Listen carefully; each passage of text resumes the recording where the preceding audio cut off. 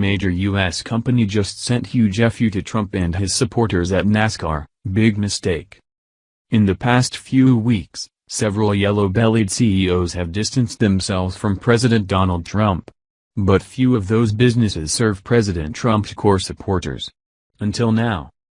Amid the flood of CEOs rushing to distance themselves from Trump's business councils after President Trump committed a sin in their eyes by calling out both the white supremacists and the Antifa crowd, Marcus Lemonis, who is CEO of one of NASCAR's biggest sponsors, Camping World, appeared Wednesday on CNBC's Power Lunch, where he seemed to suggest he wouldn't be shattered if people who supported Trump's comments decided to shop elsewhere. So basically he told all of us NASCAR fans to shop elsewhere. During the segment, Marcus was clearly asked by CNBC's Michelle Caruso-Cabrera if he would have pulled out from a presidential council if he had been on one. To which Marcus made it very clear he would, and that it wouldn't be shattering to him if Trump supporters stopped buying from Camp World altogether. Most NASCAR fans are Trump supporters. NASCAR superstar driver Mark Martin, pictured above, got into the action. Mark Martin is back in the market for a new RV, and there's one company he definitely won't be calling. The NASCAR legend claimed on Twitter that had an order in place with Camping World, the title sponsor for NASCAR's Truck Series, for a $150,000, presumably beautiful new RV. But then Camping World CEO Marcus Lemonis, in response to President Donald Trump's controversial post-Charlottesville, Virginia, rhetoric, invited supporters of Trump's remarks to shop elsewhere last week. Now, the company is without one of its most high-profile customers. First thing in the morning I will be canceling my order for $150,000 RV I have ordered, Martin posted Sunday in a since-deleted tweet. Leave politics out of it. Martin's call to leave politics out of it is curious, since the retired driver has been outspoken in support of some of Trump's positions, even going on stage with then-candidate Trump during a rally in March 2016 and yelling, "Build that wall."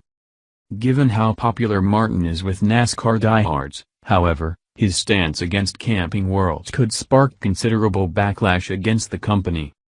A 40-time winner in the Monster Energy NASCAR Cup Series, the 58-year-old is one of the most popular drivers the sport's ever seen. Speaking of 40-time Cup winners, the ever-hated Kyle Busch reached the impressive milestone after his thrilling win at Bristol Motor Speedway on Saturday. But it didn't end there. Sadly, Martin then did a 180. Update, 3:24 p.m. ET, Mark Martin explained why he deleted his tweet on Monday, after he said he received a call from Camping World CEO Marcus Lemonis, who claimed his comments were misrepresented. I've watched the video carefully multiple times. How are his idiotic words being taken out of context or misrepresented? Why the change of heart, Mr. Martin? What are the rest of us missing here? Sadly, in the past decade, its cars aren't the only thing that has been turning left in the motorsport known as NASCAR. Once former President Barack Hussein Obama took office and the car world was rocked by a bad economy where GM and Dodge ended up needing to be bailed out by us, the American taxpayer, things haven't been the same. This is NASCAR turning left politically.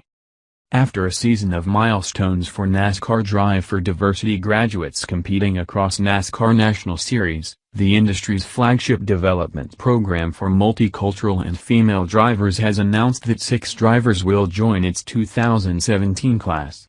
The drivers were selected after a competitive combine held last October at New Smyrna Speedway and will compete for relevant racing in the NASCAR K&N Pro Series East and NASCAR Win All-American Series.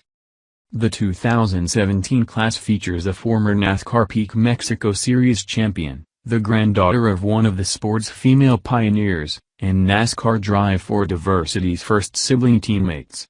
The drivers will attempt to follow in the footsteps of program graduates and current National Series drivers Kyle Larson, Darrell Wallace Jr., and 2016 NASCAR's Xfinity Series champion Daniel Suarez.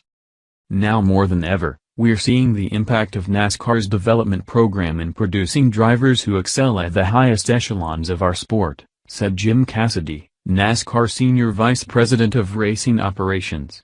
There's a great deal of talent and potential in this year's class. With the strong foundation that NASCAR Drive for Diversity provides, these drivers will have the opportunity to develop the skills needed to elevate their racing careers. The 2017 class is led by 4 returning drivers: Colin Cobb, Jay Beasley, Madeline Crane, and Ruben Garcia Jr., who first competed in stock car racing in his native Mexico. Colin's younger brother, Chase Cobb, joined 16-year-old Macy Causey as this year's NASCAR Drive for Diversity newcomers. Causey's grandmother, Diane Teal, was the first woman to compete in a NASCAR's Xfinity Series race in 1982. Relevant Racing, the operational arm of NASCAR Drive for Diversity, will field 4 teams in the NASCAR K&N Pro Series East and 2 in the NASCAR Win All-American Series. Like most other NASCAR fans I know, I myself have no issue whatsoever with having diversity in the sport.